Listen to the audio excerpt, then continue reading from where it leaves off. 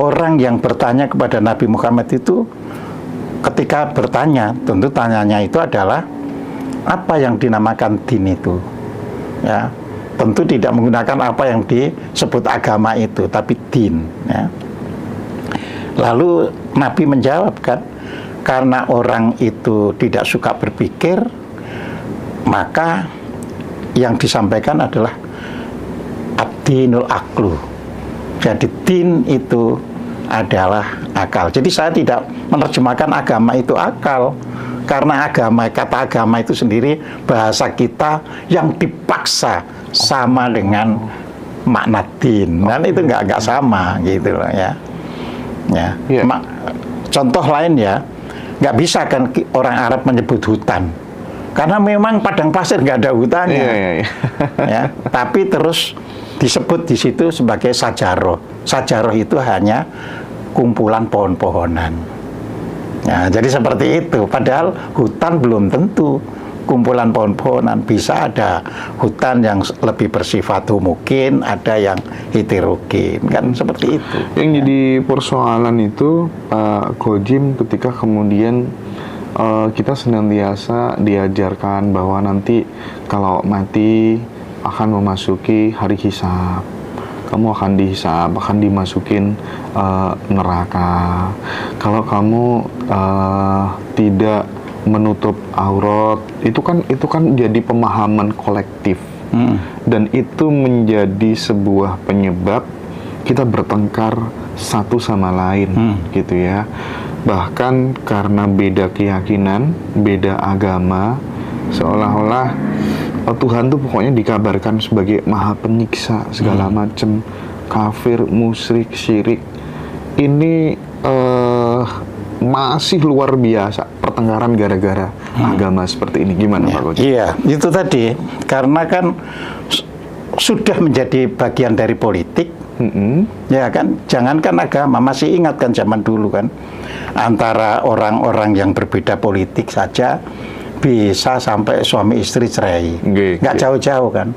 Peristiwa tahun 2019, ya, ada pengajian yang bubar gara-gara pengikutnya yang satu berpihak kepada calon presiden Prabowo, yang satu berpihak pada calon presiden Joko Widodo. Ya. Jadi yang namanya pertengkaran itu bukan karena agamanya itu sendiri, tapi karena muatan politiknya. Makanya tadi saya katakan kan pada mulanya din, ya kan, maka jangan ditarik dulu itu agama. Din itu juga jawaban Rasul tergantung orang yang bertanya. Ya, ketika yang dilihat itu orang kurang bertata krama, kurang berakhlak, ya dikatakan ad-dinul khuluq, ya. Jadi agama itu adalah budi pekerti. Jadi din itu budi pekerti. Jadi seperti itu. Suatu hari ditanya, dia menjawab ad-dinun nasihah. Jadi din itu adalah nasihat tentang kebaikan-kebaikan. Tergantung siapa yang bertanya. Nah, tergantung siapa yang bertanya. Tetapi ketika politik masuk, bukan tergantung siapa yang bertanya, apa yang disampaikan. Makanya terus terjadilah misalnya perkelahian antara orang yang biasa ziarah kubur sama yang menganggap bid'ah. Ini kan karena kepentingan politik. Ya, jadi di situ. Ya, padahal setelah belajar bareng, oh iya ya, sebenarnya ada hadis bahwa Rasul pernah memang melarang orang berziarah kubur. Tapi ada hadis dari Muslim sendiri yang menyebutkan bahwa Rasul pada suatu hari menyatakan, dulu saya larang, tapi sekarang karena keyakinan itu sudah tidak lagi bisa runtuh karena orang berziarah kubur, maka silahkan. Jadi kekuburan menjadi sunnah karena apa? Untuk mengingat kematian. Nah, hal-hal semacam ini begitu politik masih mempertajam, membuat garis demarkasinya, ya terus ya berlawanan, bertentangan. Jadi bukan esensi dari apa yang diajarkan, tetapi apa yang berbeda itu yang menjadi perkelahian. Nah, justru disinilah kita harus dewasa. Makanya jangan diterjemahkan din itu sebagai agama lebih dulu. Ya, bahwa kita mengenal ada din Islam. Dulu ketika agama Buddha dan agama Hindu masuk ke Nusantara, namanya juga bukan agama. Namanya. Terus apa? Cuma dharma. Ya, cuma dharma. Jadi makanya disebut tandhana dharma mangerwa. Tidak ada dharma itu yang mendua. Nah, kan di situ tidak dikatakan tandhana agama mangerwa. Itu abad ke-14 masih dinyatakan dengan tegas seperti itu. Ya. Jadi kita sendiri harus paham, ya. Nama-nama agama itu baru ada di kamus Jawa itu baru abad 20. Baru abad 20. Baru abad 20. Oke. Belum abad 19 itu belum disebut, ya. Jadi semua ini adalah produk dari politik, ya, yang dicantolkan kepada ajaran-ajaran yang dibawa oleh para nabi-nabi, para rasul. Jadi kita harus begitu, ya kan? Lalu dibawa di sini bahwa yang ajaran para nabi, para rasul itu disebut agama, ya. Cuma nanti timbul benturan lagi begitu sudah dinamai agama. Misalkan, ya, loh, Buddha kok nggak ada yang disebut nabinya, ya kan? Wah, berarti bukan beragama kalau gitu. Buddha kok nggak pernah menyebut apa itu Tuhan, berarti bukan agama, hanya budaya. Nah, ini semua permainan politik, gitu loh, ya. Nah, terus bagaimana supaya orang itu tidak sampai benturan? Ya disadari bahwa kita ini setelah dijajah, nah gitu, ya, bangsa Indonesia ini kan dijajah, ya. Penjajahan itu, ya, perlu saya sampaikan, itu ada 3 jenis, ya. Yang pertama adalah koloni. Makanya ada istilah colonize dalam bahasa Inggrisnya itu, yaitu menjajah, colonize, ya. Nah, apa artinya jadi koloni itu? Ya, daerah itu semata-mata, ya, suatu negara itu dikendalikan 100% oleh penjajah.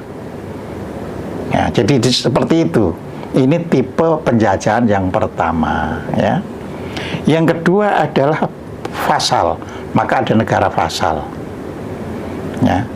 Negara vasal itu adalah negara yang secara kedaulatan sebenarnya di bawah penjajah, tapi secara operasional dia tidak menjajah.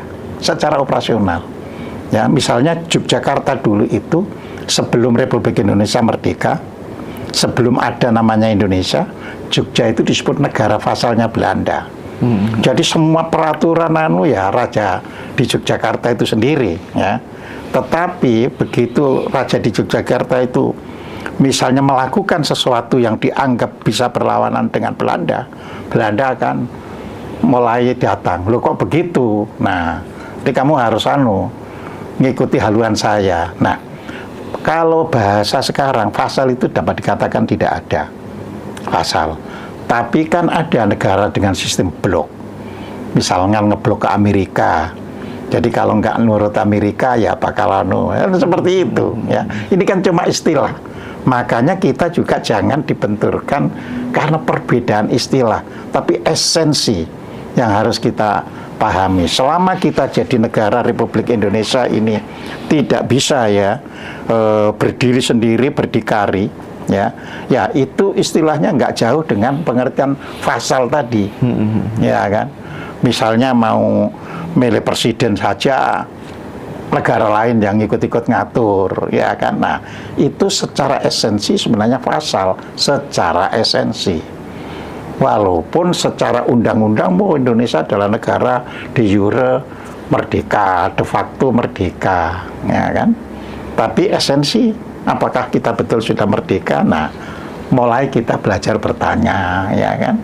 Kenapa kita masih bisa diadu domba? Kalau kita negara merdeka nggak bisa, Mas, diadu domba itu, ya.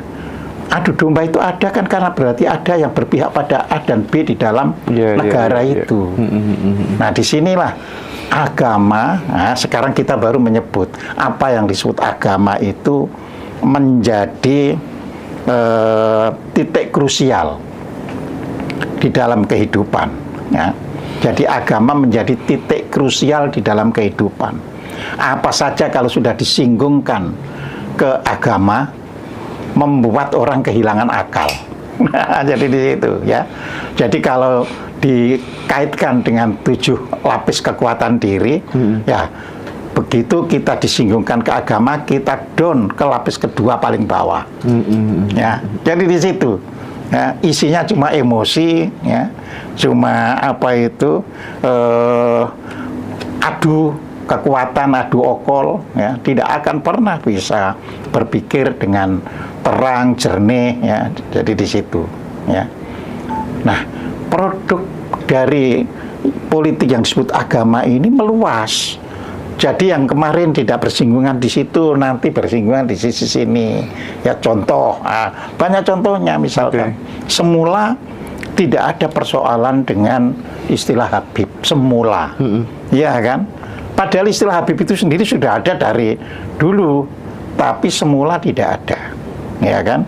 Terus menjadi ada dan menjadi krusial, menjadi hal-hal yang bisa menyulut, ya, pertikaian. Nah, jadi seperti itu. Sama nanti supaya pengikut atau pemeluk agama itu semakin sensitifnya, ya kan? Terus dimasukkan tentang pahala, ya, dan dosa. Nah itu tuh menarik, Pak. Ya. Gimana awal mula masuknya pahala dan dosa di dalam agama tuh? Ya, mula-mula masuknya karena kepentingan sosial politik tadi, sospol tadi. Ya, misalkan ini saya buat cerita ya. Iya. Pada mulanya, ya, di agama Yahudi itu tidak mengenal yang disebut dalam eskatologi, ya, kiamat seperti apa yang kita pahami sekarang ini, bumi hancur dan sebagainya itu.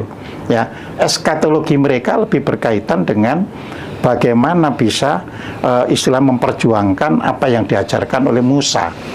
Nah, ketika harus menyampaikan hal-hal yang diajarkan oleh Musa, atau dalam Islam disebut Nabi Musa, ya, terjadilah benturan dengan kelompok lain. Ya, jadi apa yang diajarkan oleh Yahudi itu berbenturan dengan kelompok lain. Ya.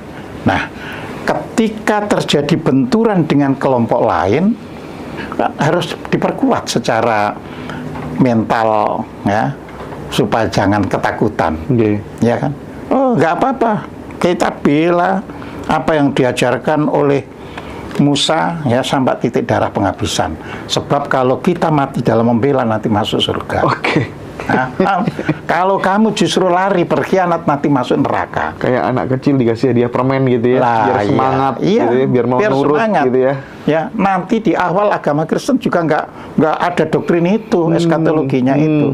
Ya, tapi nanti pada sekian ratus tahun dari munculnya agama Kristen, mulai, ya, surga neraka itu juga muncul. Nggak, artinya clear bahwa surga, neraka, pahala, dosa karangan manusia. Lah, itu istilahnya bukan karangan manusia, penafsiran manusia terhadap ajaran yang ada. Oh, oke. Ya, kan kalau karangan berarti belum ada. Itu sudah ada tapi nggak setajam itu mula-mula, gitu loh.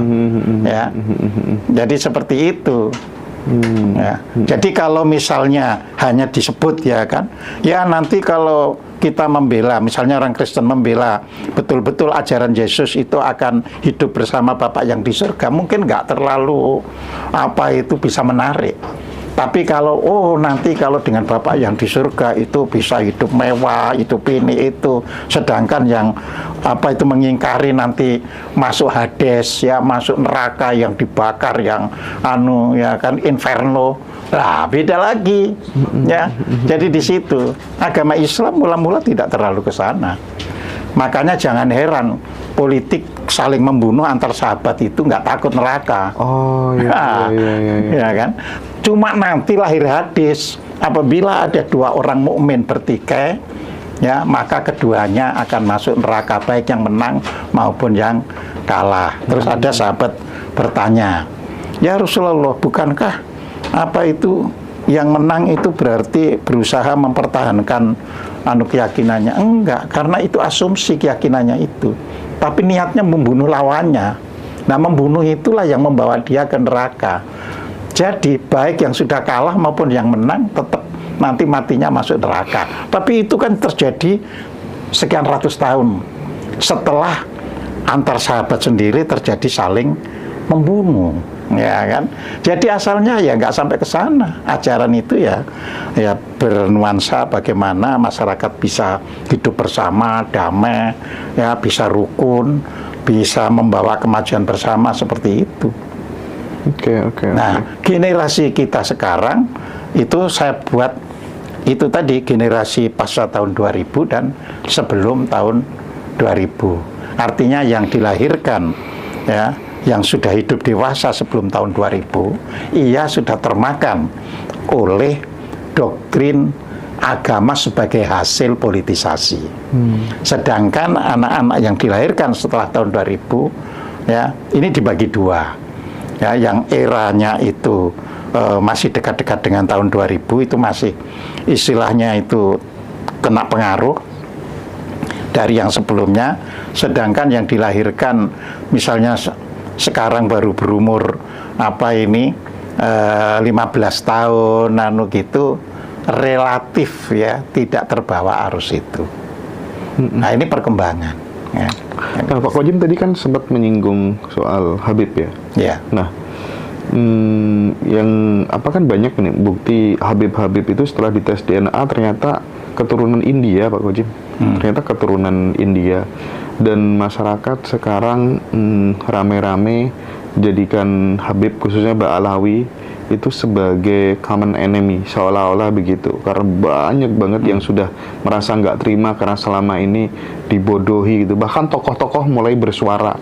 Dulunya masih takut ya, tapi sekarang pada seolah-olah mereka berkonfrontasi gitu, menolak gitu ya, ada keberanian gitu. Nah, bentuk dari keberanian termasuk masyarakat, tokoh-tokoh ini fenomena apa menurut Pak Kojim? Iya, jadi saya gambarkan dulu fenomena itu begini. Tahu Jawa Barat kan? Jawa Barat itu sebenarnya dalam pemilihan pilkada mestinya wilayah orang-orang yang lebih cenderung memilih tokoh-tokoh beragama. Kanan ya? Kanan. Tapi siapa yang menang? Iya kan? Iya. Nah, artinya di masyarakat sendiri mulai tumbuh kesadaran. Betul. Jadi fenomenanya itu begitu, mulai tumbuh kesadaran.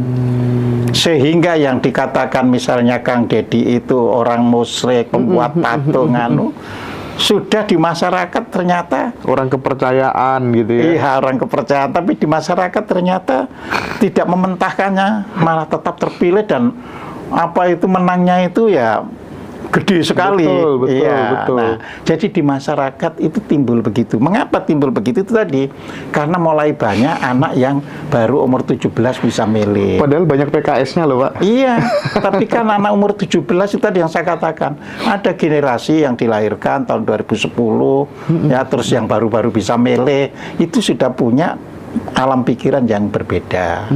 Nah, ini harus disadari. Membangun bangsa juga harus tahu perubahan ya generasi itu. Ketika kita tidak tahu perubahan generasi, akan terjadi sesuatu yang tak pernah bisa dipikirkan. Jadi di situ. Jadi disinilah kita harus mulai, oh iya ada perubahan. Sama ketika terjadi orang mulai mencoba mengenali Habib, karena apa? Karena tahun 2000 ya, setelah reformasi, justru kehabiban itu secara politis, dalam tanda petik, kita tidak menuduh siapa yang membawa, tapi itu justru ditonjol-tonjolkan, ya kan? Terus masyarakat melihat, tuh katanya Habib itu turunnya Rasulullah kok nggak sopan, cucu ya. Nabi kok begini gitu. Iya, kok berlawanan dengan Nabi. Nabi kalau dalam hadisnya mengatakan ya kan, orang beriman itu berbicara yang baik ya. Kalau tidak bisa berbicara yang baik, maka lebih baik diam. Ya. Jadi seperti itu. Lah, ini ngomongnya saja kok nggak baik, melukai hati orang. Nah, jadi disinilah permainan politik, orang akhirnya generasi berikutnya bisa berpikir, oh ini tidak benar ini. Ya. Masa kelakuan cucu Nabi kok begini? Lah iya. Omongannya ngotot, menyakiti orang. Terus sekarang kita harus bawa karena bodoh kita itu, ya kan, nah bodoh itu kan kita harus akui. Hanya bangsa yang tidak mengakui dirinya bodoh yang bahaya itu. Kalau orang bangsa yang bodoh mengakui dirinya bodoh, ora apa-apa. Akan menimbulkan sebuah kesadaran. Bodohnya di mana? Ya bodohnya itu bisa dimanipulasi oleh pihak lain. Ya, kalau orang cerdik, orang pinter itu tidak bisa dimanipulasi. Ya, hanya katanya saja orang sudah katut. Tapi orang itu cerdas. Aku tak ingin nyelidiki sendiri. Itu cerdas. Nah, kalau dalam bahasa agama yang taklid kebanyakan, ya, daripada yang tahu, ya kan, yang fakih. Nah, momennya itu taklid. Jadi ya sudahlah, ikut ini, dia kan orang pinter. Nah, jadi seperti itu, ya.